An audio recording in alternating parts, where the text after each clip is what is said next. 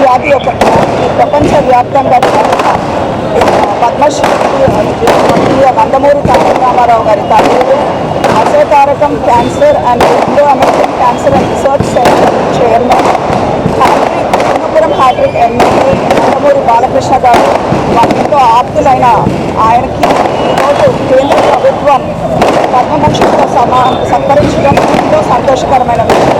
మరి ఇంకెన్నో ఉన్నతమైన పదవుల అనుభవం చేయాలని రాజకీయంగా సినీపరంగా సేవాపరంగా ఎన్నో అభివృద్ధిలో కావాలనేసి ఎన్నో అవార్డు పొందాలనేసి మనస్ఫూర్తిగా కోరుకుంటున్నాను. బాలయ్య బాబు ముందుగా వచ్చినప్పుడు బాలయ్య బాబు పండుగ ఇది.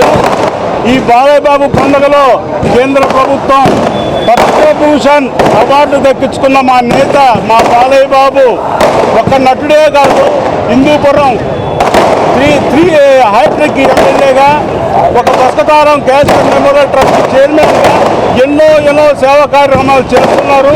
అన్నీ శకునాలే, ఇంతకంటే మంచి కారణం కాదు. జై బాలయ్య, జై బాలయ్య, జై జై బాలయ్య. అలాగే ఈరోజు చాలా సంతోషంగా ఉంది, ఎందుకంటే నందమూరి బాలకృష్ణ గారికి పద్మభూషణ్ అవార్డు కేంద్ర ప్రభుత్వం ఇవ్వడం జరిగింది. నిజంగా కూడా ఆయన చేసిన సినిమాల్లో మంచి మెసేజ్ని గుర్తించి కేంద్ర ప్రభుత్వం ఆయనకి పద్మవిభూషణ్ ఇవ్వడం జరిగింది.